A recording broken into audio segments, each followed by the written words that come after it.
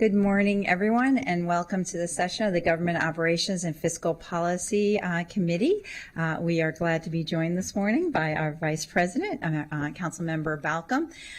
Today we have a number of department budgets to review, and in particular later today, this morning, we're also going to be reviewing our debt service, which Councilmember Katz always reminds us if it was actually a department, it would be one of our largest. Property, the third, our property tax rate, income tax rate, working families income supplement, and so we'll take care of. We'll look at all of those later this morning. But first, we are going to start with our Office of the County Attorney, and I will turn it over to.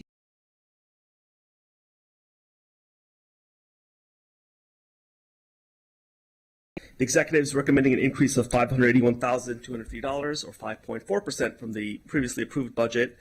The increase is primarily driven by compensation, about $463,919 for compensation adjustments, as well as some $20,000 for required expenses such as print and mail. There's also a request of $21,938 for a legal research subscription service. That's essentially a cost increase. It is listed in the budget as an enhancement, but it is an existing service based upon responses we've gotten from the department. There's one item for the reconciliation list. It's a modest $23,172. This is to essentially subscribe to an AI-powered document search tool for Microsoft to help the office in terms of organizing its legal documentation that it does have currently. So that is being recommended for rec list. Beyond that, it's essentially a same services budget, and the OBET tool score for the department for FY27 is a 4, demonstrating an emergent a 5, demonstrating an emergent commitment to advancing racial equity and social justice. Other than that, that is pretty much the highlights. Mr. Marcos, do you want to say anything? Good morning, John Marcos, County Attorney. Good morning, John Marcos, County Attorney.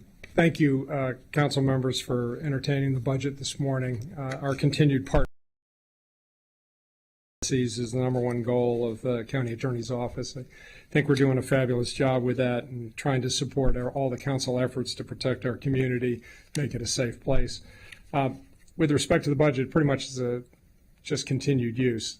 There is the one reconciliation item. You know, we're in a constant state of warfare right now. There's been an awful lot of conflict and resources used to deal with the conflicts that are facing the county government. You know, at the end of the day, it's your decision what you want to do with the reconciliation. It would help us. The reconciliation item is a document review tool. So we've had about, I would say, 60% turnover in about 6 years. Everybody that was on the defined benefit plan has essentially left the county attorney's office. We've had very little otherwise attrition. It's been retirements. So one of the things I've tried to do is create a documents file and be able to access things. The problem with that is you have to put everything in. It takes person hours to do that. So using AI-generated tools, we're able to go through our Office 365 database and pull the documents that we want, whatever the subject matter might be. So it's a resource saver. But again, if it needs to be delayed at the need of the council, I understand that. So again, thank you for the support. I want to thank Naeem and Payne for their efforts at OMB and here at council for all their efforts working on what I think is a relatively straightforward budget. Thank you.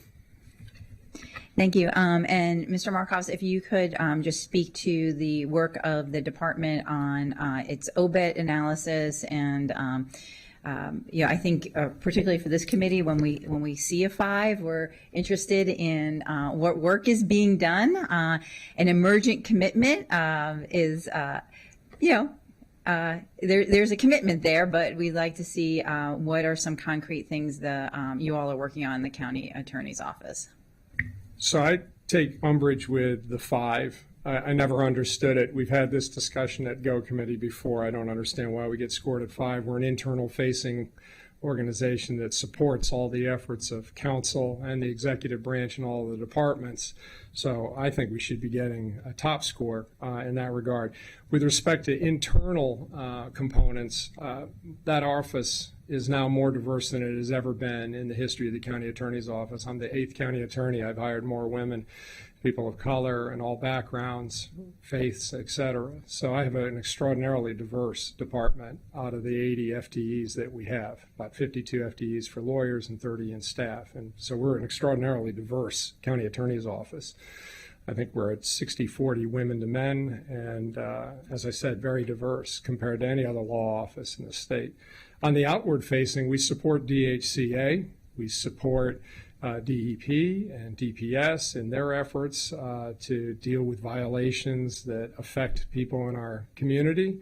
And so I think we're very not only diverse, but in terms of what we do for our commitment, it's not emergent. We've been there since day one, supporting all of the policies that the council has sought to deal with the onslaught of Trump administration regulations. We've supported all the Values Act, Trust Act, mass ban, everything in that regard. So I'm not sure why we get scored a 5. I think it's grossly unfair, actually.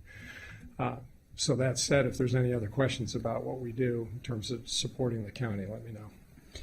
Great, thank you, Mr. Markovs. And I know we've discussed it before, and hopefully this year, working with our Office of Racial Equity and Social Justice and the Office of County Attorney, I know is establishing its core team. So I think probably moving forward on the core team will, I know that we have a number of departments who have been in similar places, and in working with the Office of Racial Equity and Social Justice have been able to advance. So. Yeah. If I could just add, I mean, in terms of like the opioid litigation, which affects all forms in the community, we're collecting in the next 10 years $68 million from my efforts to join the opioid litigation and to get secure those dollars for the county. In terms of the recent legislation for consumer protection, where we've now been able to make misrepresentations in housing a consumer protection violation, you know that I've sent over a law firm that was approved by council to help bring those types of claims against bad landlords in the county. Again, I'm not sure I understand what I would do differently than we are already doing now to protect the community and to social justice, anything that we can where we see a harm to the community. So again, those types of efforts, we continue to do that. I'm suing Meta, Facebook. We were locked up in that lawsuit. We're suing PFAS and PFAS manufacturers for dirtying up our water. I mean, we have a number of affirmative litigation, which is all in contingency and doesn't cost the county a dime. Because when I send the names over, I specifically require that of the council that we will hire. In terms of internal, we continue to support all the policies of the executive branch and the council. Thank you. Thank you for that. Any other questions or anything? Councilmember Katz? Yeah, thank you, and thank you for all that you do. And your list is long, and we are most appreciative. I'm fine with this being on the rec list. I think we'd be misguided if we didn't put it on there. This is a tool that you need, and it's certainly to air benefit to have it. So I'm in favor of this. Okay. Councilmember Evans. I just want to add your explanation. Maybe it was in the communication, like the write-up or something. I'm not really sure because based on all the information that you shared, it seems like you are doing a lot. So it could be whatever. There's going to be a new template that comes out, and maybe I didn't. It's just a question, and we don't want to put people on defense, but we just want you to be able to respond and answer clearly, because from the write-up, it's just not clear. So thank you for your explanation. Great. Thank you. All right, then we will recommend the one item for the reconciliation list, and thank you for your time. Thank you. Thanks. All right. Next is the Department of Finance.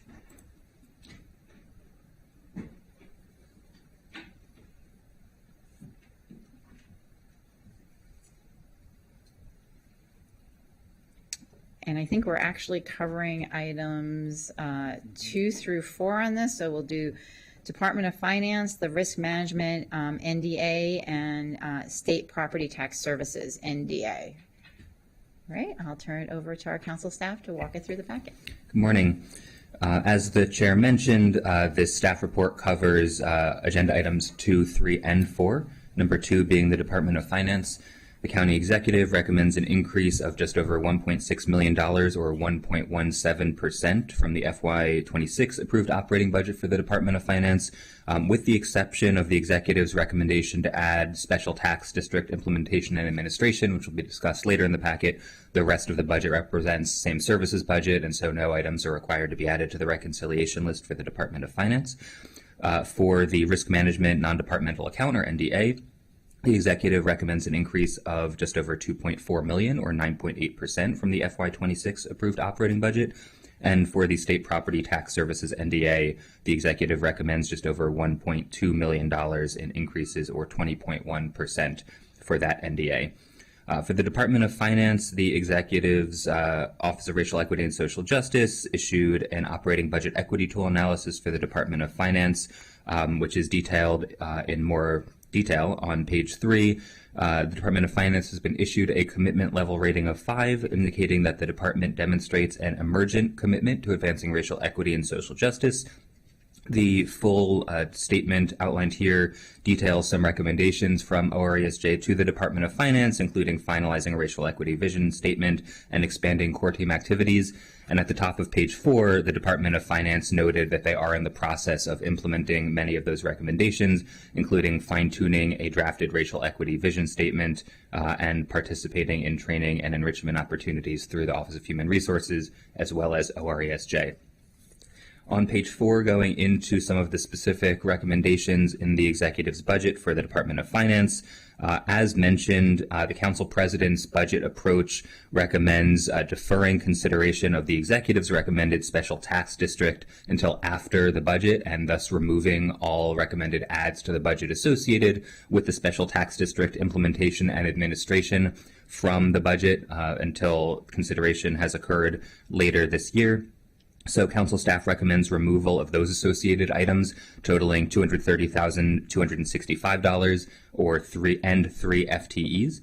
The other items are same services, the claims expense charge of $5.6 million being the largest individual item on table 4, reflecting projected increases in claims in FY27 as determined by the county's actuary. Moving on to page 5. The department also has a recommended increase for commercial insurance premiums based on the estimate provided by Finance's insurance broker, a half FTE adjustment to the Department of Environmental Protection chargeback to reflect a different share of work for that FTE, as the Department of Environmental Protection has taken on more of the work of the bag tax administration and implementation. And then moving on to the 2 NDAs, starting at 2.5, the Risk Management Fund NDA, again a 9.8% increase, which supports the county's general fund contribution to the self-insurance fund, and the State Property Tax Services NDA of just over $1.29 million. This NDA funds 5 programs: the Montgomery County Home share of conducting property tax assessments by SDAT, the new tax sales homeowner protection program, as well as the county's supplement to the state renters tax credit program. The increase is largely due to a prior billing error by SDAT, and the executive's FY27 recommendation reflects SDAT's correction to this billing error, as well as the addition of the new tax sales homeowner protection program. So again, as summarized in the table on page 6 of the packet, staff recommends reduction of the items associated with the special tax district administration and implementation, and otherwise recommends approving all 3 of these items as recommended by the executive. Thank you for that. Mr. Director Covey, if you wanted to say anything, and before I let you do that, I just want to first say thank you to the Department of Finance for all of your work. I know up to this point, it's busy with you and OMB working on the budget, but also I just want to say thank you to your department's work throughout the year. Our tax system and how people apply for credits or navigate the space can sometimes be tricky. and difficult. And so I know I will speak for my office. I am very much appreciative on behalf of the residents of District 4 who you all have been of assistance to. When people get an incorrect bill or something they don't understand, it can be very stressful for them. And your office's quick response and help to rectify those situations have been incredibly helpful over the last few years. So just wanted to say that before giving you the floor. I really do appreciate that, Councilmember Stewart. Thank you. We run lean all the time in finance, as you are well aware, and dealing with taxpayers who are having issues is a daily thing with us, and the team does it really well. But we're not typically an outward-facing department, as County Attorney Markov said a few minutes ago. We are 95% an internal service organization. And with the added mandate from the state constitution of treating all taxpayers fairly and equitably. So that's always been part of finance, that we treat everybody well, we treat everybody fairly, we treat everybody equitably, especially when it comes to taxation. And as far as the budget is concerned, I understand the decision points. And this is a very lean budget for us. It's a very lean budget for our risk management program, which is the vast majority of the money that you see right here. I think, as you noted, Councilmember Stewart, we do our job well. We'll continue to do our job well, and we'll try to do it as leanly as possible. Thank you. Seeing any Councilmember Katz? Yeah, thank you. And just for clarification, on page 4, table 4, the return of contribution of almost $7 million, what is that for? The return of contribution is for the risk management fund. All of our money is invested all the time. And we do a projection of what our investment earnings are every year. And our projection for FY25 was lower than the actual investment earnings that we made. So when we have over-investment or excess earnings, we have to return them to all the members of the fund, including county government, actually. And this return of contribution is refunding excess interest earnings on the fund back to the members of the system, because there are multiple members of the self-insurance fund. It's not just county government. Right, and that's called a contribution? I mean, why would that be called a contribution? If I may, Jed Millard, Chief of Administrative Services for the Department of Finance. What you're seeing here for the reduction of $6.9 million in return of contribution is an elimination of that expense. We had a return of contribution in FY26 due to excess income, investment income in prior years. This year we don't have that. Right. So this is an elimination of that expense. So it's you can think of it sort of like we had a dividend last year, but we're not giving a dividend. Is this actually money that we will have in our hand? Or is this that you're just not spending the money? It was in FY26. It will not be in FY27. I see. Okay. Thank you. Councilmember Evans? No, nothing? All right. Sorry. The recommendation from staff is that we take out the $230,265 regarding the money that was put in the county executive's proposed budget for the special taxing district implementation and administration, as the council will not be taking that up until after budget. And so I think the committee is good with that. So that won't be put on reconciliation. That'll just be a reduction. And that will help you all for not having to come back to us. Thank you very much. Thank you very much. Appreciate that. Next item up is the debt. Thank you. The county executive $52.57 million, or 11.1% from the FY26 approved operating budget for debt service. As the committee is aware, the debt service budget reflects obligations on the part of the county to pay debt incurred for past and upcoming FY27 spending decisions.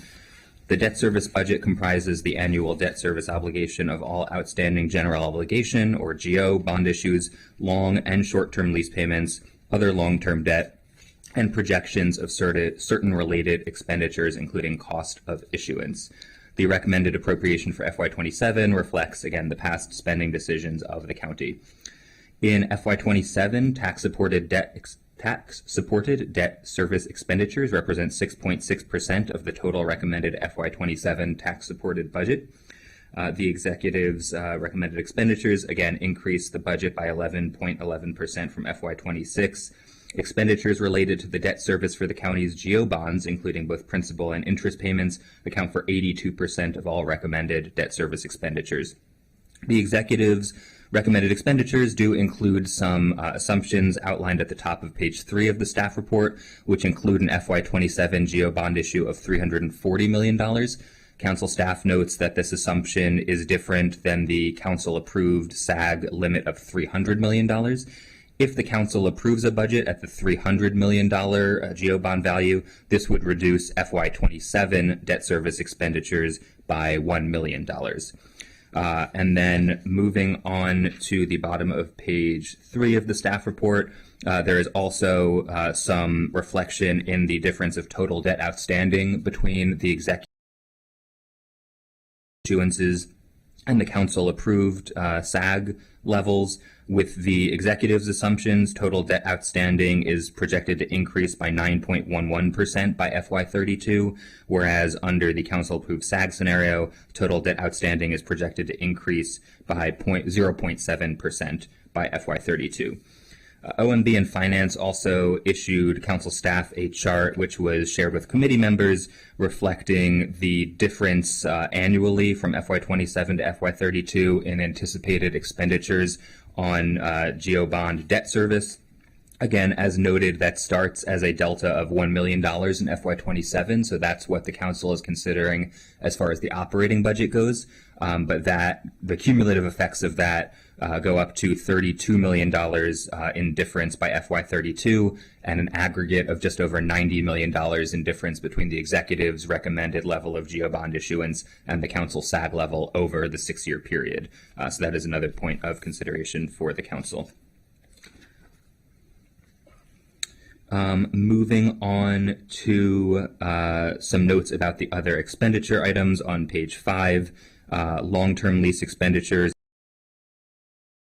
percent from FY26 to FY27 due to an increase in the lease costs for fire and rescue equipment. Those will continue to drive an increase in the long-term lease category, with a projected increase of 61.1% from FY27 to FY32. Short-term lease expenditures increased by 6.6% from FY26 to 27, driven by increases in the leases for radio life cycle replacement. Projects that those expenditures will peak in FY28 before decreasing through FY32. And on other long-term debt, expenditures are projected to increase by 58.2%. This is primarily driven by the addition of $20 million in non-tax supported bus rapid transit grant revenue bonds, which the council previously considered, as well as increases in expenditures of the non-tax supported Montgomery Housing Initiative funds for property acquisition and preservation and production. So again, given that the debt service largely reflects obligations on the part of the council to pay debt already incurred, council staff recommends approval with the note that if the council does approve the SAG level of $300 million in GO bond issuance, the FY27 debt service expenditures in the operating budget will decrease by $1 million. Thank you. Mr. Covey, would you like to? Sure. Just very briefly, I wanted to introduce our debt team to you. As you are aware, we lost Jackie Carter to retirement last summer. Good for her. not so good for us, but we were very fortunate in being able to bring on Joe Mason as our new debt manager, and we've worked with Joe in the past as well. And Stephen Mays has actually been on our debt team for the past few years and has done a fantastic job. So they're your debt team now. They're our debt team, and of course, debt is the providing all the infrastructure over time. And so everything else follows from all this infrastructure that you're funding every year. Thank you so much. I just wanted to underscore a couple of the points is that in the fall, the council did vote to increase the SAG, and then the county executive did send over his request, and as was stated when the staff went through their excellent work on the packet, we're looking at this for our FY27 budget, but we can't ignore the impacts moving forward, because this increasing our bond issuance is for 20 years, and I very much appreciate the chart we received last night, because it really highlights the fact that if we went with the county executive's recommendation, how much our debt service would honestly just multiply over the years. It's $1 million, from the difference from what the SAG is now, $1 million in FY27. That goes up to over $5 million in FY28. It then doubles to over $10 million in FY29. And so in just a few short years, we see, and that is money then that is not available to us to do other things in our operating budget. And so I just wanted to underscore those points for us as we think about what we recommend to the full council. Turn to my colleagues for any questions. No? Great, I said. So I think because there are so many moving pieces of this as we work on our operating budget and the CIP, that I'm not sure I would say I would recommend this to the full council, but I think the committee at this time is not recommending changes as we work through all the moving pieces of it. Does that sound good? All right. Terrific. All right. So then we are done with debt service for the time being.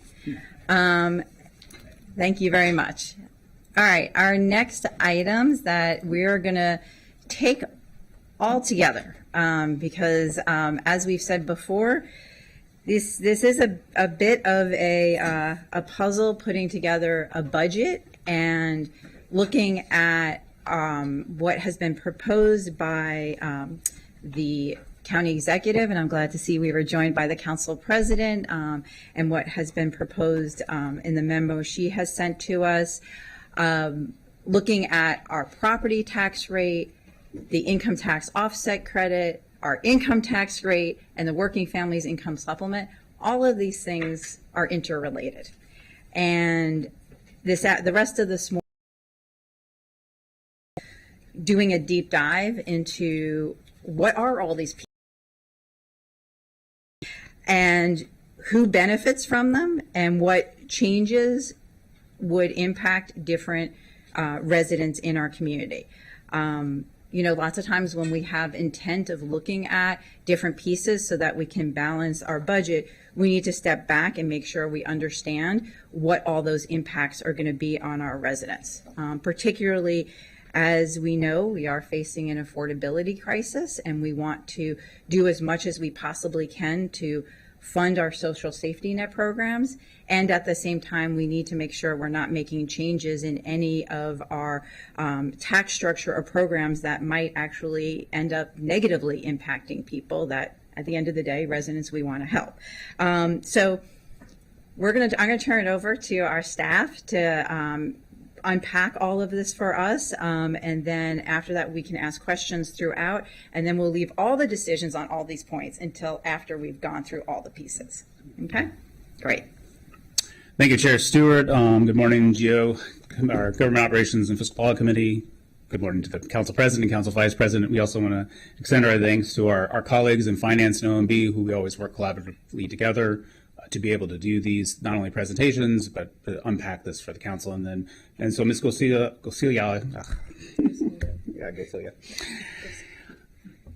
And I will walk through it. We're going to do all of the packets together, as you already noted. And unfortunately, for the millions watching at home, this will be like great for you. But if you're an accountant or a tax wonk, unfortunately, it'll probably be more banal than you really want. But I hopefully will be good enough for the other million people that are watching at home. So we do have a presentation. We're going to go through some of the basics of the county income tax just to get everybody on the same page. We'll talk about what a progressive income tax structure is, how does that look, what does it mean, and related to the council president's proposal. And then as noted in the council president's proposal, two of the items to help offset the revenues, the income tax offset credit and the working families income supplement. We will go through that together. And then as the chair noted, we will spend time looking at the impacts both in broad groups as well as some examples. And then we'll go through the summary of decision points for the for the committee. During the presentation, we welcome and invite questions, so just let us know. We'll pause because the presentation is not super long, but it's long enough that there may be questions as we go through it, and we don't want to miss any of those, so I'll look to the chair for that.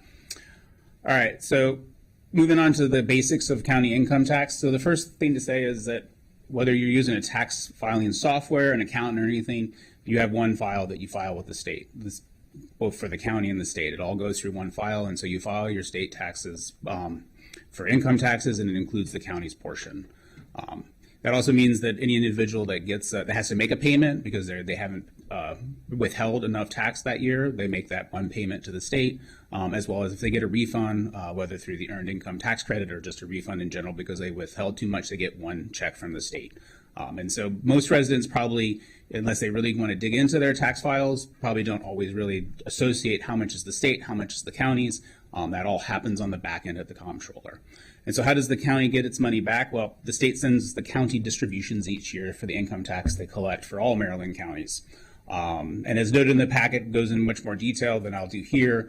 There's three types of distributions that we typically get from the state, those being based on quarterly withholdings and quarterly payments, those things based on reconciliation as the state comptroller goes through all the different puts and takes, especially for those that file late, and then just some miscellaneous payments. But the reality is we can't say that any one tax year is in one fiscal year for the county. And so as we talk about income taxes today and possibly what the council wants to do or what the county executive has recommended for tax year 2027, those changes will take 3 fiscal years to kind of filter into the county's revenue stream. And so for fiscal 26, we're getting revenues from tax year 2024, tax year 2025, and tax year 2026.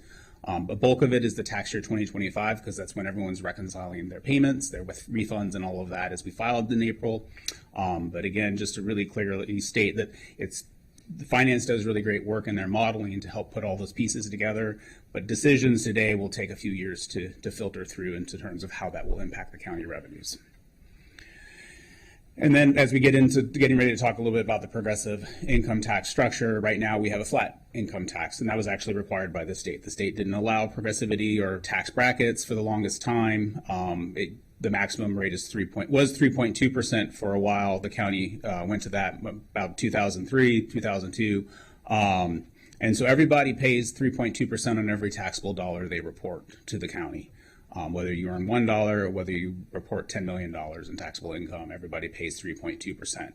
And as noted in the staff report, we use some of the 2024 data from the state comptroller in terms of individual filers in the county. And we just want to highlight the top 4% of county filers are paying about 36.1% of the county revenue. And so it's not a perfect math in saying top 5 and third, but it roughly is that. And those filers and their behaviors we cannot guess, and that is a lot of where the puts and takes happen each year on the top end in terms of how much revenue the county gets and how much it doesn't get based on capital gains and other decisions by higher income filers. And before I move on to the next slide, I'll just really note that as we go through some of this information, especially as we talk about individuals' taxes,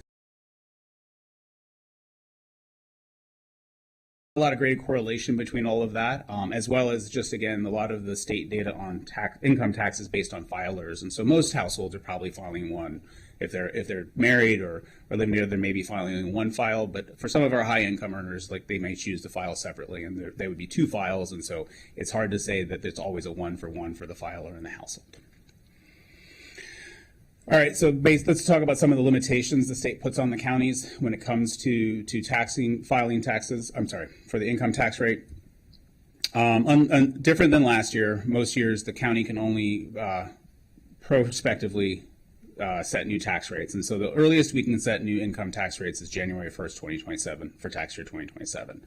The council could set it any year before or later than that. It could be 2028, 2029, but we can only pick the next taxable year in order to change the rate. That was different last year when the state gave us a one-time retroactive, which I know we talked about, but we cannot set it any earlier than January 1st, 2027. The state does require counties to at least have a minimum rate of 2.25%, and the current maximum is 3.3%. And the council has to advertise successfully for 2 weeks any increase to the tax rate, and then hold a public hearing, which we will do. And then finally, the state allows us now to create tax brackets, which gets us closer to talking about the progressive income tax. And so the state doesn't put any restrictions on the counties. We can follow the state's progressive or income tax brackets. We can create our own. It's up to us what we want to do, as many or as few as the council would like to do. The minimum and maximum tax rates I shared a minute ago still apply, so we cannot set a tax rate below 2.25% on any of the tax brackets or greater than 3.3%.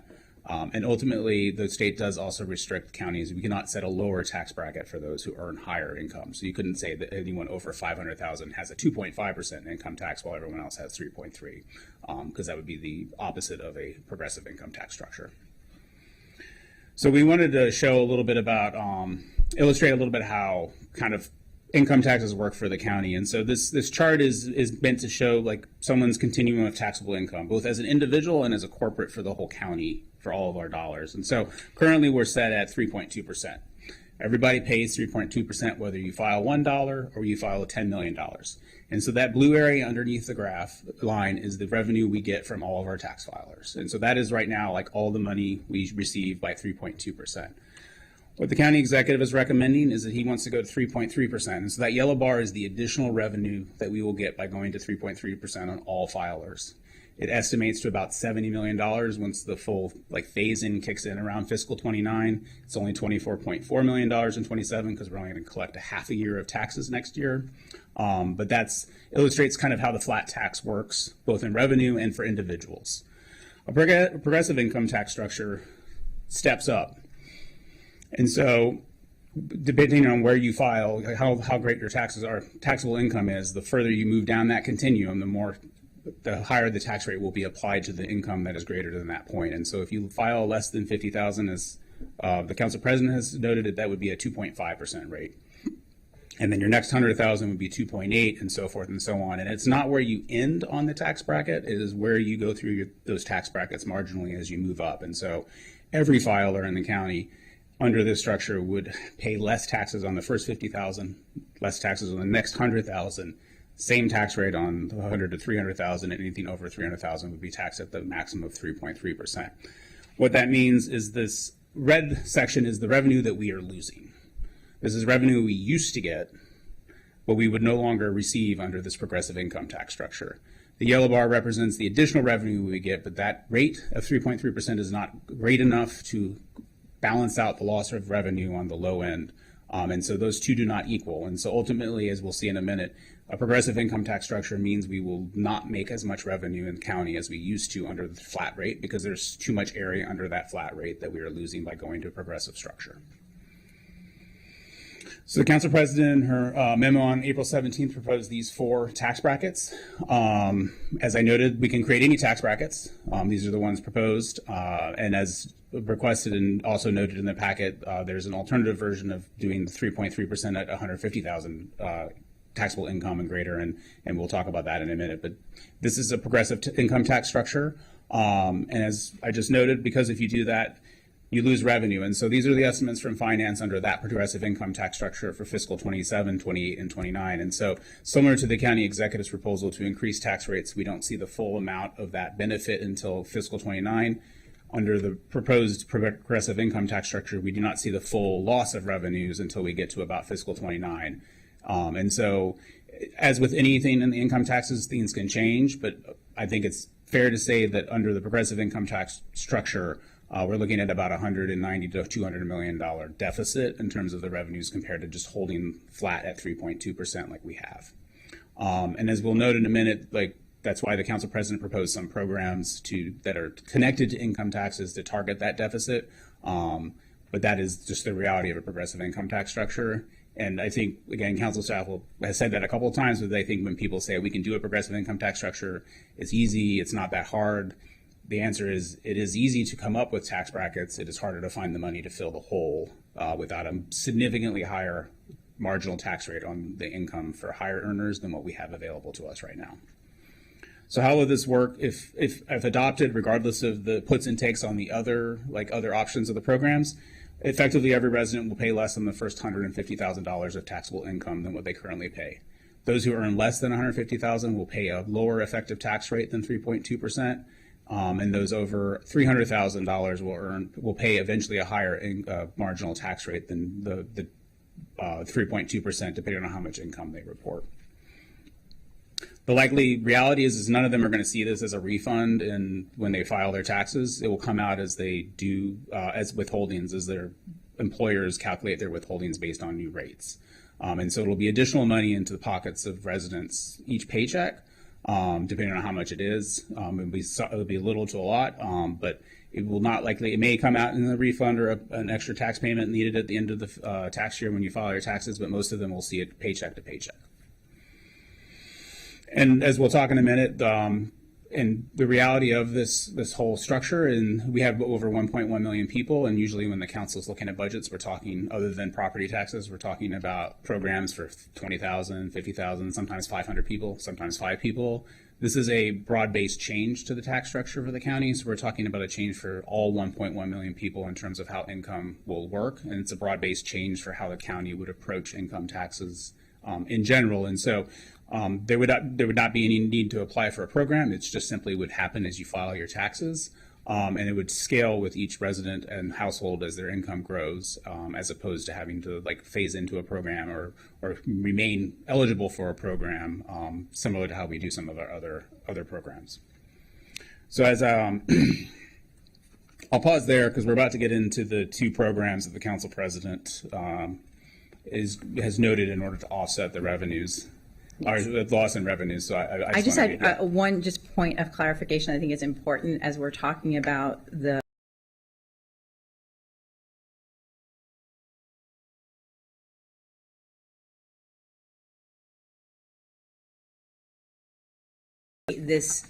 eligibility is for all 1.1.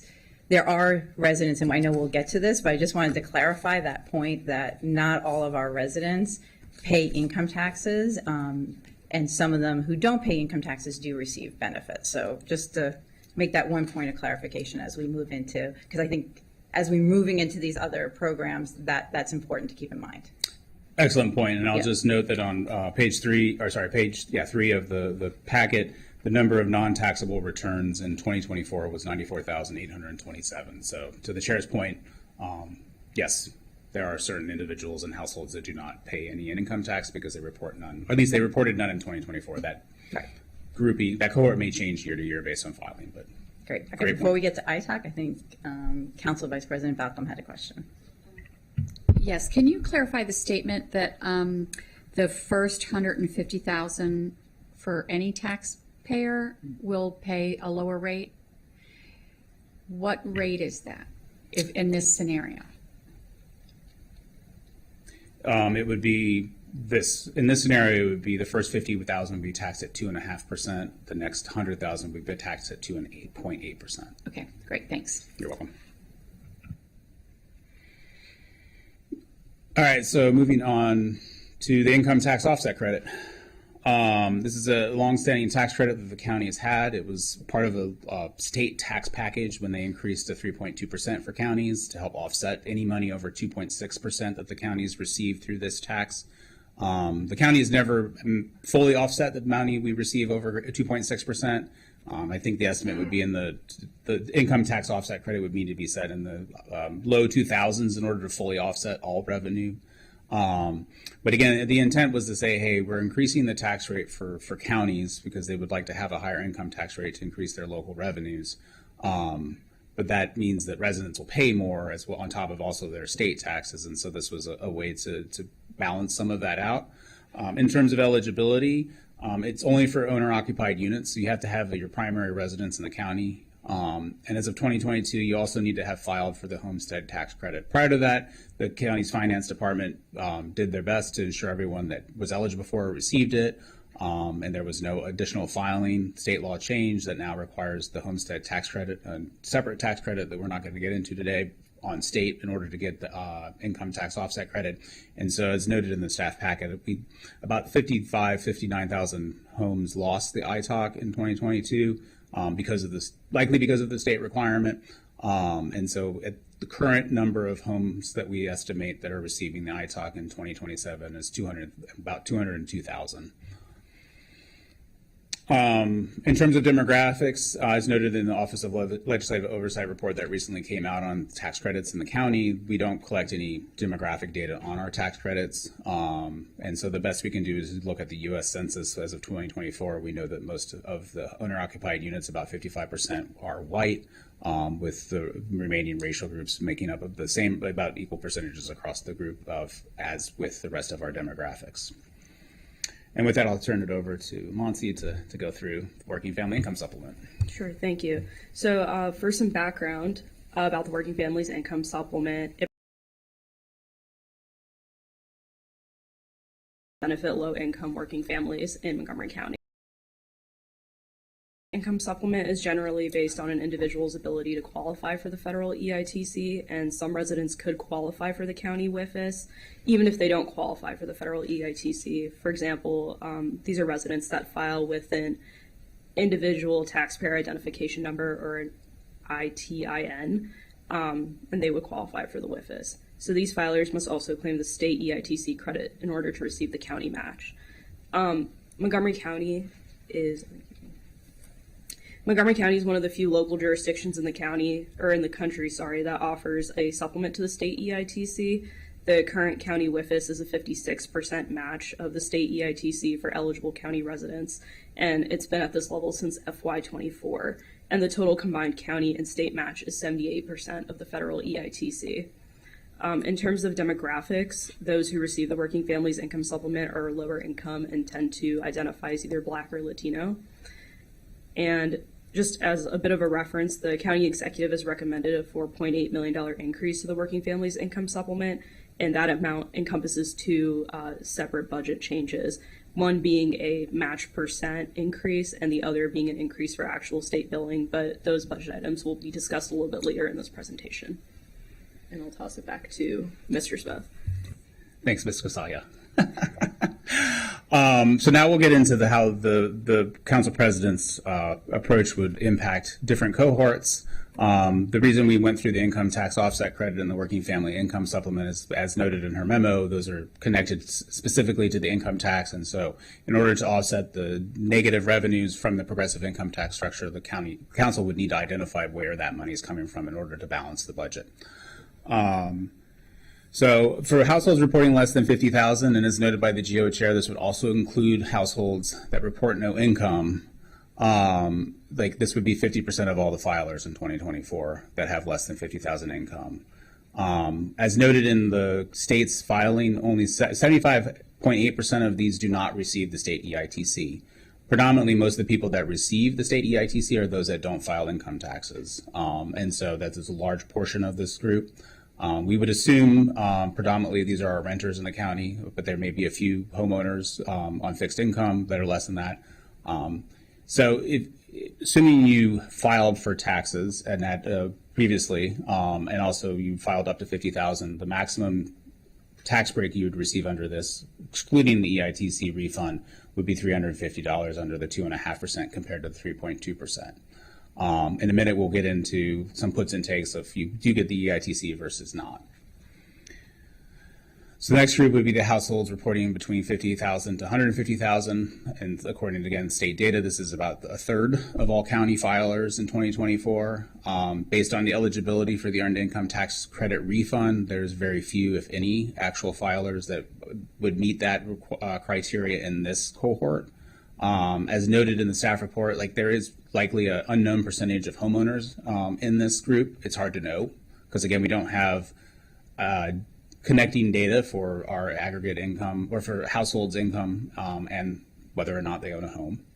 And again, based on just the progressive tax structure, it would reduce their taxes up to $750. Apologies, well, if you go to the maximum $150. Again, we'll get in a minute what it would mean if you are owning a home and have the ITOC.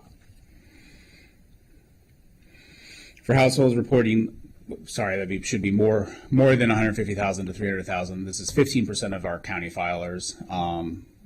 Again, as we've talked in central staff, without knowing exactly where the groupings would, this is probably the largest cohort that would own homes in the county based on their income level. And therefore, these are most likely this is most likely the group that also is receiving the ITOC. Understanding the ITOC requires a little bit of forward thinking to apply now for the homestead tax credit. And so as I was talking with a council member recently, probably their accountant reminds them to do that. And so others may not. We expect this to be the primary group that is receiving the ITOC as well as receiving the tax benefit. And this would be the same as those reporting up to $150,000. They'd receive a $750 tax break. And then households reporting greater than 300,000 under the council president's proposal. This is 9.6% of all the county filers. They would still receive the $750 up to the first 150,000, but they would pay more taxes over time. And it's those over $1 million that would pay more in taxes. Again, excluding the ITOC, if they received it, they would receive that would tail off a lot faster. So let's talk about some very specific examples. Say you're a homeowner. Mr. Smith, I just want go if back. we could just go back, because I think it's important to the slide right before the magnitude that 50% of all our county filers are reporting incomes less than $50,000 a year. Like I think that's also important as we're looking at all of this, that those percentages are really important, just thinking about our families and our residents. And so I just kind of wanted to stop us there. This is very helpful, but I think that's just important as we're thinking about all these puts and pulls to just lift that up. So, Councilmember Katz. And that has to be noted that that's households. I'm using the word households there, but no, it's filers. That's why it says 50% of all Okay. county filers. So that should be changed too on that slide. Fair. Yeah. This is why we love the GO committee. All right.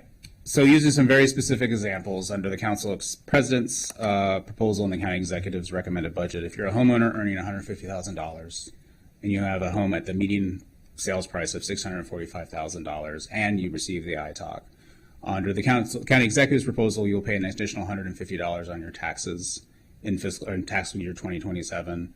You'd pay an additional $406 with a 6.3 cent tax increase recommended, and so the total would be $556. Under the council president's proposal, you'd pay $750 less in taxes on the income side, so it's $750 back, but you would lose the $692 on the property tax income offset or property income tax offset credit. Too many acronyms. So ultimately, you'd be $60 to the good. And as noted earlier, the ITOC was designed to offset income taxes over 2.6%. And so ultimately, what's happening here, although it's happening on two different tax bills, those who do receive the ITOC and earn more than $150,000 are basically going to receive the ITOC through the income tax decrease, as opposed to receiving it as a property tax decrease. And so that is just one way to conceptualize it, but it, again, as noted by the council president and council go-chair in other ways, they will still see a different tax bill on their property side. It won't, like, the one for one will not occur at the same time. And so I do think that's important to note. Councilmember Katz. And I think that should be pointed out that you're saying it's when a home that's assessed, it's $645,000. Yes. I mean, that's high. Is that our median? What is Budget. I thought our median was a little lower, but anyhow, okay, thanks. The sales price in the county has increased over the last few years coming out of COVID, which is why our assessments have gone much, much higher.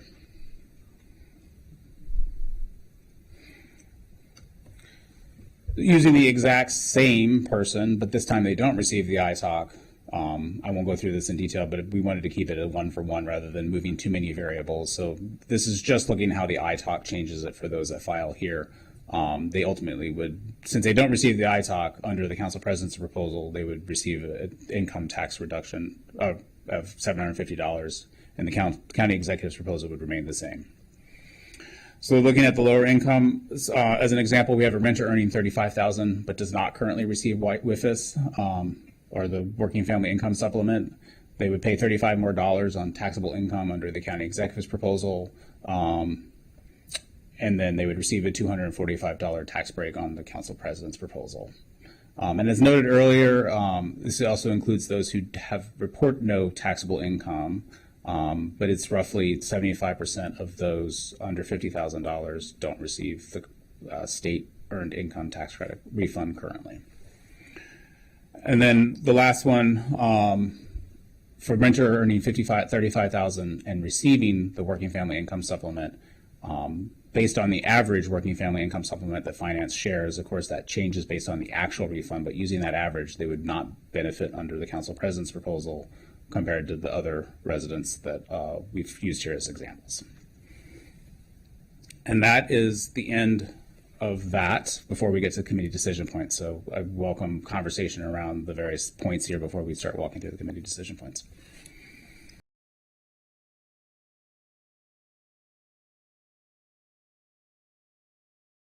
I don't know, yesterday afternoon, and I looked at you and said, can you give us some examples? And you looked at me like, really?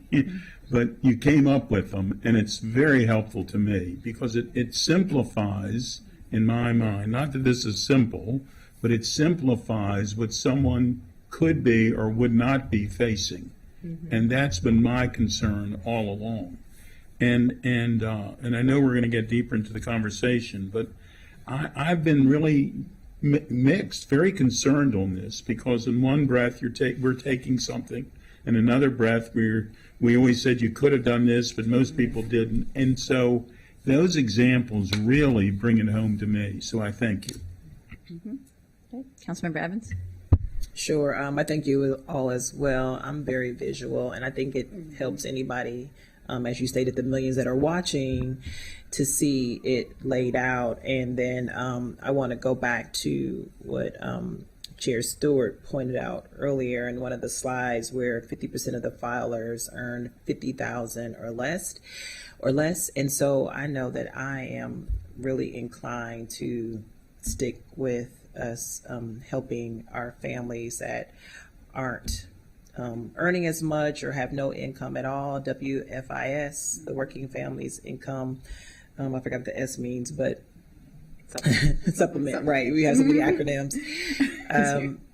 Like for some, I mean, it makes a difference. It means something. And most times when you take something away, it's really hard to get it back. And I don't know that once we remove it, that's something that would come back. So I know I'm not supportive of getting rid of that. That hasn't stated anything else in the package, but I just wanted to be on record with saying that individual was very helpful. Great. All right. Well, I agree. Thank you for walking through that. What we thought we would do now, don't look at myself. This is very distracting. What I thought we would do now is just go piece by piece. And again, these are pieces that all fit together. So we're going to walk through this, and where we as a committee feel comfortable making a recommendation to our colleagues, we will do that. If there's still information we need or feel like further discussion has to happen, let me know that, and we can bring that to full council. And then obviously these are our committee recommendations moving forward. We are wrapping up the committee work on the budgets this week, and then full council will take them up on all the budgets up on Monday. So we still have a lot of back and forth happening. And so even what we decide here may be and likely will be revisited at a future time. But I think we should do the best we can, given the terrific analysis we have from our staff, and we have our Department of Finance and OMB here who can chime in as well, to provide some guidance to our colleagues as we move forward. So, all right. Before I do turn it back to you, I just want to see, does OMB or Finance have any other points they want to make? Not a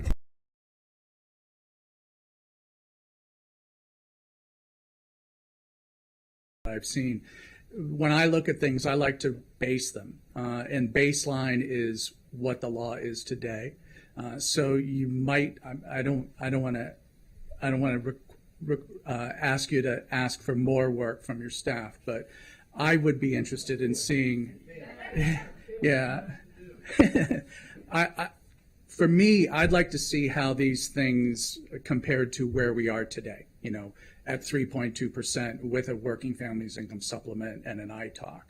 And on the, just generally on the ITOC, one of the benefits of the ITOC, for what it's worth, is that it does allow a little bit of flexibility for homeowners to pay net taxes that are slightly less than they would if they were non-residential properties. So that's in Maryland. Only municipalities can charge commercial properties different tax rates than residential properties. So the ITOC actually allows for a little tiny piece of that, and that's just a point of information. And on the working families income supplement, I think most economists,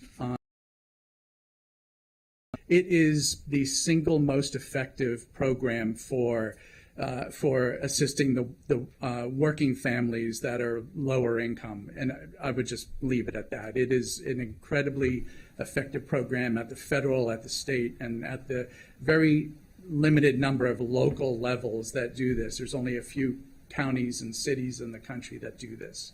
We were the first. Great. Thank you, Director Carvey. All right, let's get to our decision. Excellent. We can put the presentation back up to help visualize this, since it sounds like what people like. We really like it.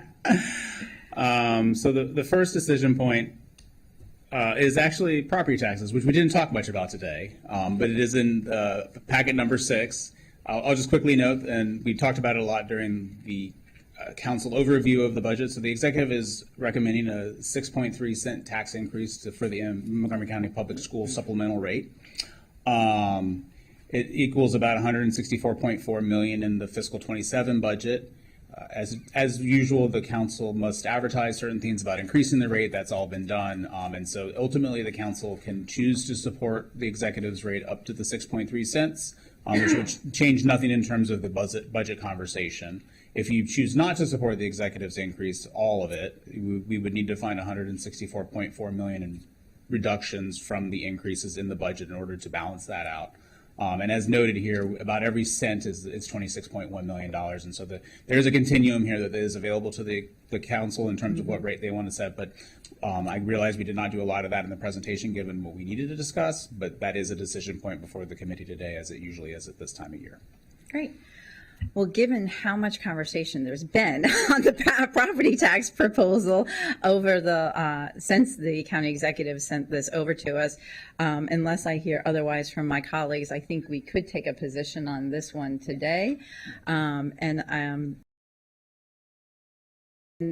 I will say that I think the sentiment of the committee is to not recommend the property tax increase moving forward for the full council. That is very fair. Am I good? Yeah. So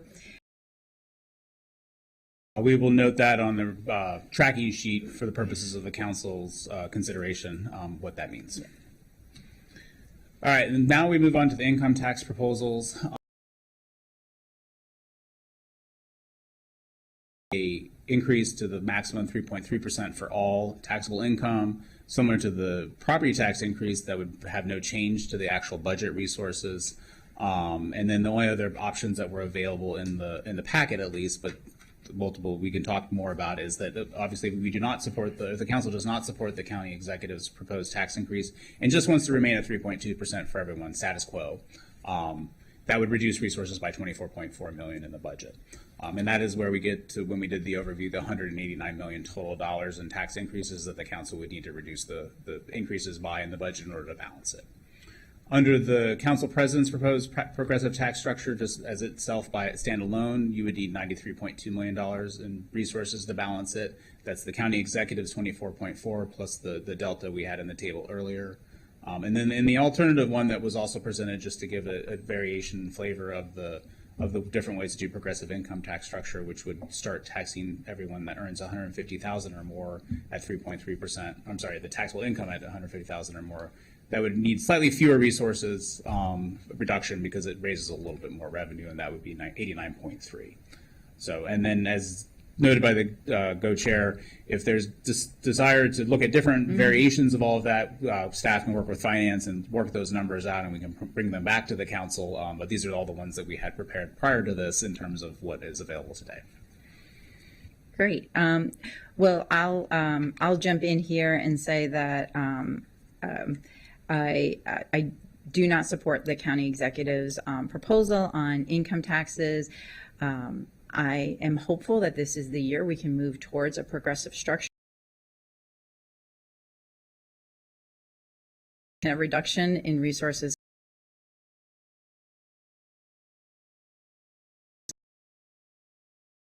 structure I put forward. I also, like my colleague, support cutting the working families income supplement. As Director Covey, you said, the Working Families Income Supplement has been shown to be a tool we have here.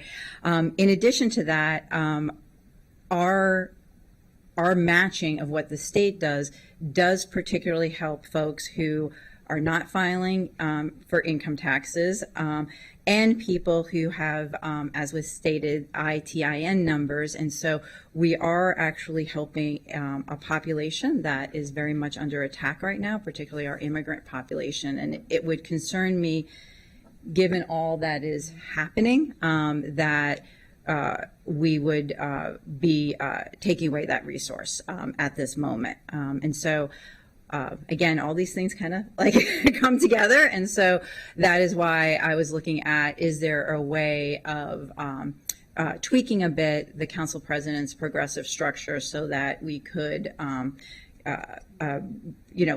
shrink that gap a bit if we don't cut the working families income supplement. So I'm supportive of the alternative progressive structure. I'll turn it over to colleagues. Councilmember Evans. So I want to hold the line on property taxes as well. I thought publicly I stated that when I did my interview, I said on that side and said that that was not something that I wanted to do, considering all that our residents were going through. And I am very open to some options, some alternatives to bring forward to the full council. So I just wanted to state that. Yep. Councilmember Katz. Thank you. As I said earlier, I really have had concerns about the entire tax structure. I mean, obviously, I was not supportive of the county executive suggested property tax increase. I think over time, I have actually learned a lot from these discussions. I thought I knew more than I knew until I learned a lot from these discussions. And so I'm certainly supportive of, though at one point I thought the council president, and now I really believe that the alternative really is a better way. I've always been taught that someone who's very wealthy that gets a tax break, that they don't necessarily spend that money in your area. The velocity of that dollar is really in some other way, is an investment or something else. if someone who needs food, if someone needs to pay for whatever they need, those goods, they spend that money right away. And that velocity of that dollar spins pretty quickly because they spend it in a grocery store, and the grocery store clerk spends it in a restaurant, and it goes. And so I really believe that we are helping the economy the more we can go with the alternative. So I'm with that one. Thank you. Council President, sir. Thank you so much. And I first want to thank the co-chair and the entire committee for holding this work session. And I'm going to say something that I said on a different issue for another committee a few months ago. The great importance of having legislative issues or this type of issues going through committees. You never bypass part of the legislative process. You get in an issue and you get people talking about that particular item, and then you exchange ideas, and that's how we evolve as a society. And I think this is another example. We have one on that particular issue that I'm sure you guys know what I'm talking about, but I'm not going to say it.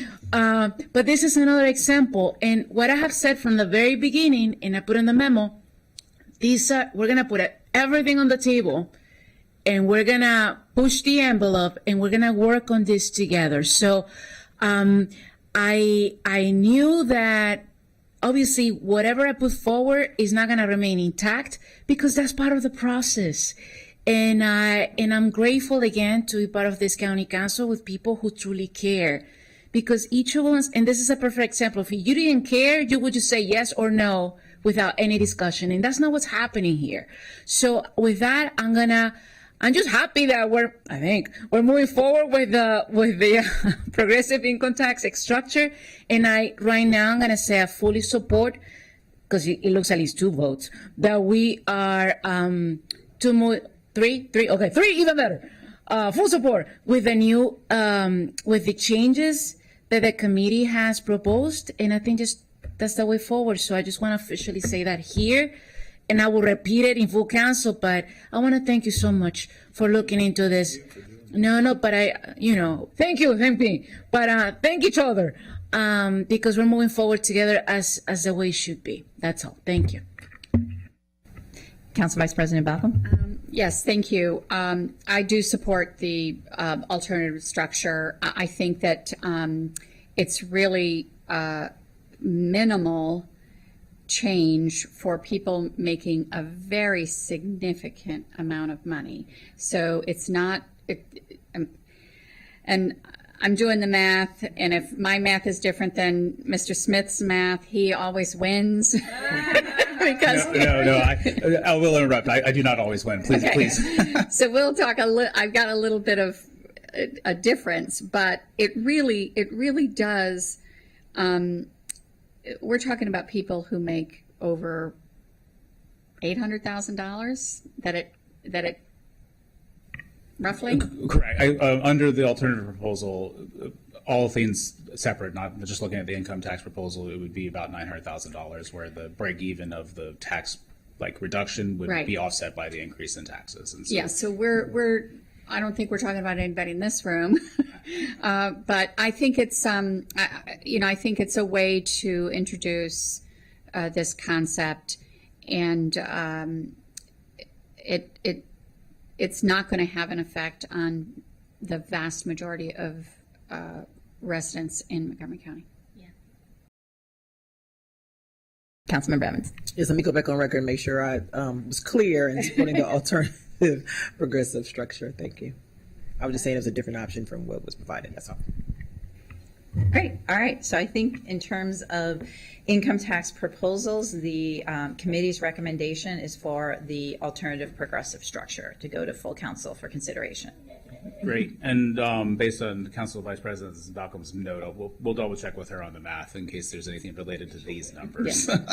But again, this would be reflected on the resources for the council's tracking sheet as part of it. If she's right, could you send us an email about it? If she's wrong, we don't care. I'll say it on the dais. Yes. Moving on to the income tax offset credit.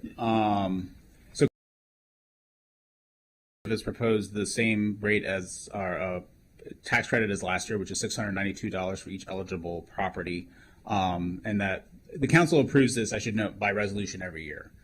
There's nothing you need to do. It's an optional tax credit from the state, and by each year when we adopt a tax levy resolution, we also adopt a separate resolution to grant this credit to the eligible properties. In terms of the council president's proposal, if you wanted to balance the budget for the multiple fiscal years, which is due to the way the progressive income tax structure will phase in, that would yield about $139.7 million. Also, as I was discussing with various council members as we're preparing for this, we've prepared two alternatives based on just looking at fiscal 27 alone. And so you can ignore the second line because what the committee has recommended is the third line, which is if you only want to offset the revenue reductions from the the progressive income tax structure, if you set the ITOC at 250, you get pretty close to what you need to offset those. And it would be they would show up separately on the tracking sheet, just to be transparent about that, but those would offset each other. It would not address the $164.4 million gap from the property tax rejection of that increase, but it would take care of the progressive income tax structure in fiscal 27. Mr. Smith, I'm just going to repeat what you said because I think for folks. No, you did. Now, like each time we're adding the ITOC, which is a bit can be a bit confusing also because we actually don't usually spend a lot of time talking about the ITOC. Last year, we did spend more time talking about the Working Families Income Supplement. So I feel like as a committee, as a body, we've delved into it.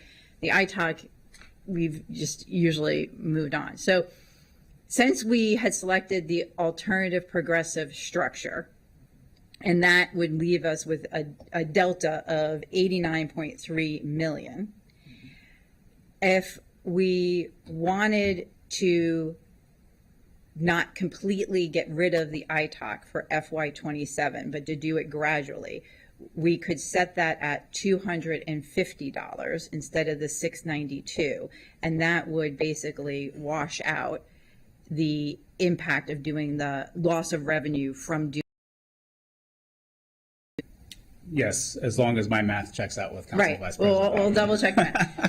and finance. Right. Alternatively, if we completely got rid of the ITOC for this year and no one received the 692, we would be adding, you would have to do the 139.7 minus the 89.2 to get at what we would, additional revenue we would have. Correct? Okay. Yes. Just wanted to make sure that was clear. You said it clearly, but I just wanted to restate it to make sure we all understood it. Okay. Now let's talk about the ITOC and what we should do. Councilmember Katz. Yeah. Do you want him to say it again? Yeah.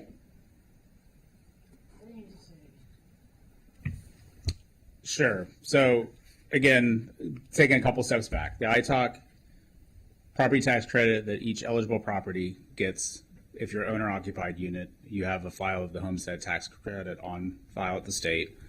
Currently, the estimate from finance in fiscal 27 is about 201,000 households. The total budget assumed, and so the other way that, and apologies that I didn't say this earlier, like that is a program in the county's budget. It's not listed as a program, so when we go through the county budget and when the council reviews all these budget, there's not a line item that says, here's the ITOC. It's a $139.7 million program, but because it's a tax credit, it is an expenditure on our revenues that we do not get. And so it's a $139.7 million program. At least in fiscal 27, it changes each year based on the number of eligible properties and how much the rate is set at. Because, as we showed you,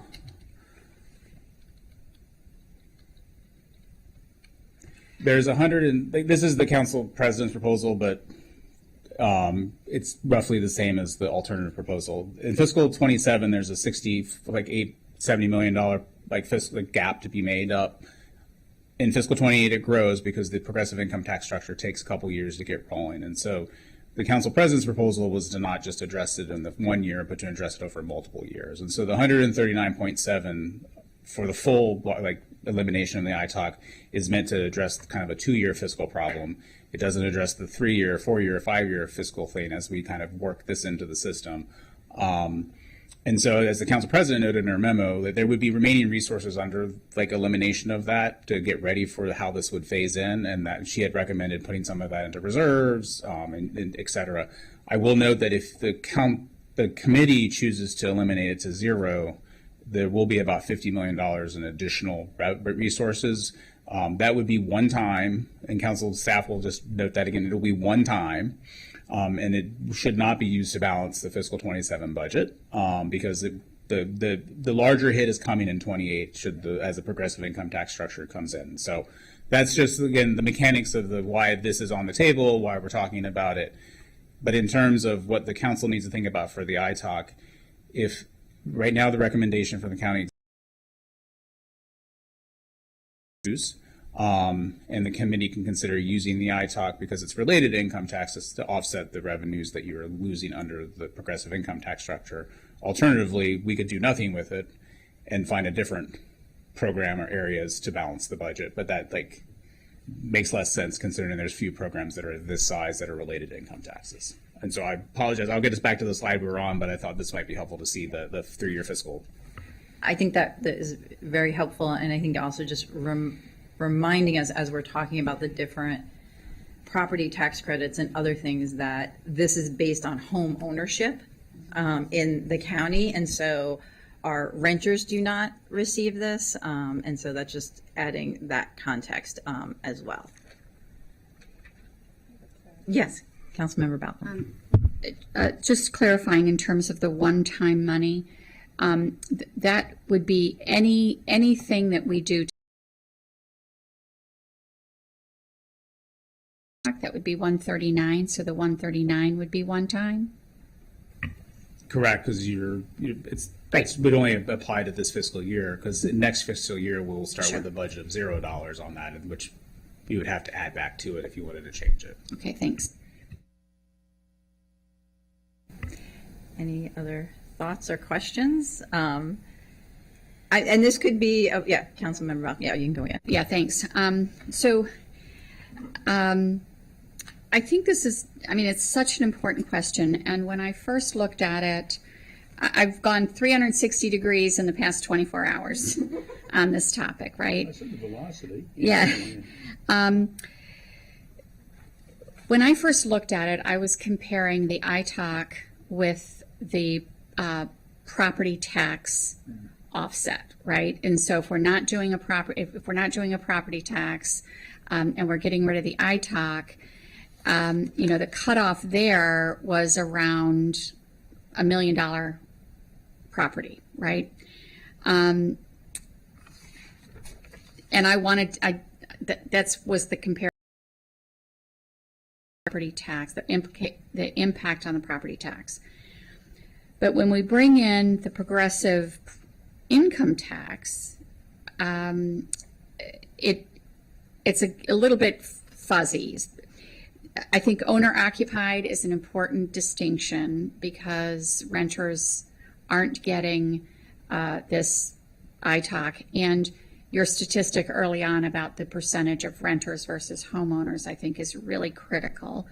And then typically, not always, income corresponds with housing value. So if you are a homeowner at a lower income, you're going to receive a fairly significant tax break in relation to the ITOC, right? So I think I would like to see some with the ITOC. I appreciate the break-even point where the progressive tax, which I think we all agree with on, the break-even of $250 ITOC. I would like to entertain the idea of cutting more so we actually have an impact on the budget, because what we're doing right now is changing the income structure, not necessarily helping the FY27 budget. So I don't know if people want to entertain that. No, I thank you for that, and I think I'm struggling with this, like, sort of the same pieces here, between going taking the ITAC all the way down to zero and zeroing it out, or leaving some level. And I will say that we could, as a committee, put both of those forward as we're discussing different pieces of the budget to our colleagues, unless anybody wants to make the argument of just keeping the ITAC at 692.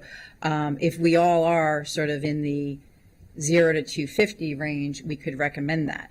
The other thing I will say about the $50 million in one time, if we go down to zero, the thing that at this moment leaning towards that goes back to the conversation we had about debt service and fitting all these pieces together about the CIP, because that would be money as we are looking at our pay-go to maximize how many projects we get into our CIP, because it's one-time money, could go into that.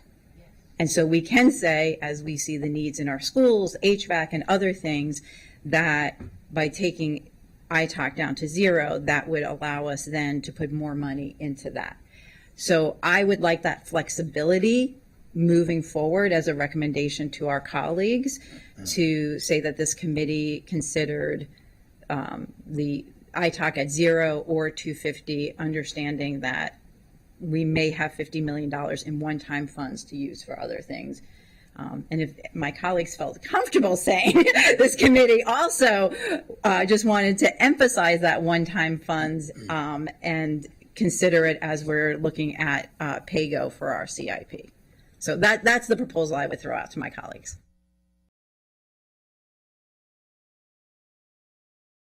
With you. I think that this is the whole idea for the one-time funds needs to really be one-time funds.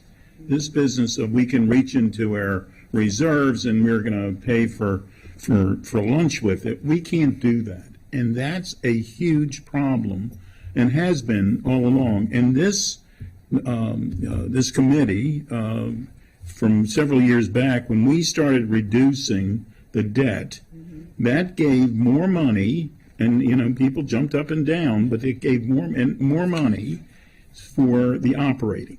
And if you didn't have any debt at all, just imagine how much more money that we can get there, and we will ever get there. But if we could use, and I don't know what the right number is, the $50 million, and start paying for HVAC and start paying for these things that we have not, that has not been taken care of like it should be all along, I really believe that goes a long way. I think that's what it's for, but I think we have to emphasize one-time money is used for one-time events, and that's where we are. I'm good with your suggestion. Councilmember Evans? No, mine's is short. No, I'm fine with that too. I was going back and forth as well, reducing it to zero. A gradual reduction, but in thinking about the HVAC needs of the school system and some of what we were thinking about wanting to do with the funds, that was taking the responsibility away from the authority away from the school district. I think that this works really well. Council President? I just want to say thank you again for the discussion. Just to be on the record, I fully support to reduce it to zero and have the understanding, if it comes from the committee, that's even better, that it should be used on CIP items, and we can discuss what they are, but one time, as you mentioned, and that was the whole point of the memo, and in agreement. Thank you for that. Council Vice President? To clarify, the of course, it sounds like we might be talking about increasing the CIP versus decreasing pay-go. No, we have a gap right now. Right. As we talked about when we did the debt service, from what the county executive sent over to us in our GO bonds and what the council set as our SAG. one of the ways to close that gap is not to borrow as much, but to put more pay-go in. Right. And so the idea here, and Mr. Smith is nodding his head, and the idea here is, as the council president said, Councilmember Katz said, putting the money in reserves given different proposals and what has happened in the past is that there has been a tendency sometimes to take money from the reserves to cover ongoing costs. Right. If we are going to make such a leap as to no longer do the ITOC, my preference as chair of this committee is to then recommend that 50 million odd get put towards the CIP. So we would reduce or more to reduce that gap. Thank you.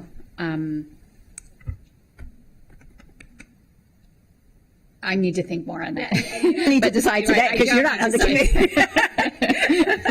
Yes, I appreciate that. Director Covey. Okay, thank you. May I'd like to actually add a little bit to what you're saying, because one of the things that we talk about with the bond markets every year is our 6-year fiscal plan. And so I know we're talking about one-time things right now, and we budget on an annual basis, and we always have a balanced budget on an annual basis. But it has been remarked by rating agencies in some of the analysis on us that our 6-year fiscal plan is actually very important. And so think one time because you have to, think long-term because it's the right thing to do, okay? So we come out with a 6-year fiscal plan that's balanced, then everything is good. Point. So what I'm hearing, but again, I don't want to push us too far in one direction, is the committee leaning towards the zero ITOC and directing our colleagues that the additional 50 million or so get put towards our CIP. So, yes, we're good with that? Yes. All right, is that Sounds clear? good. That is clear. All Thank right. you.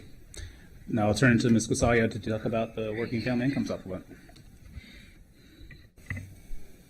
Right, so coming back to the county executive's recommended budget changes for the Working Families Income Supplement, the first budget change is a 4% increase of the county match to the state for $3 million. And this item would increase the match from 56% to 60%. And this item is also included on the reconciliation list as per the council president's budget approach. The second recommended budget change is an increase of $1.7 million for actual state billing. And this increase is to help realign annual appropriations with the actual expenses that were invoiced by the state.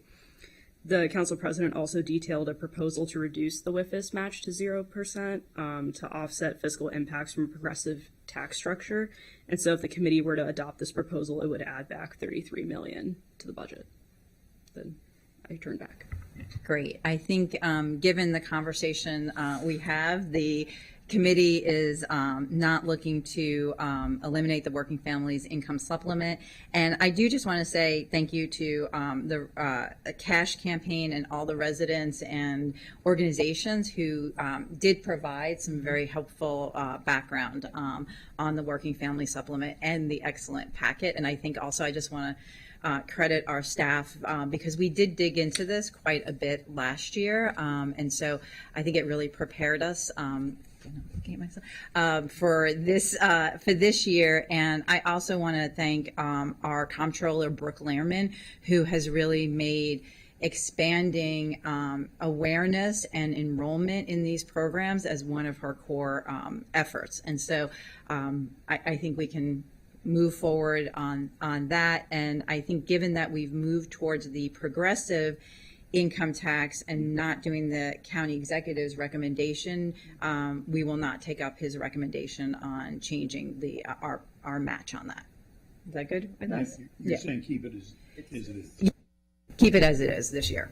But there is one small piece that we do have to address, correct, in terms of what we need to pay the state.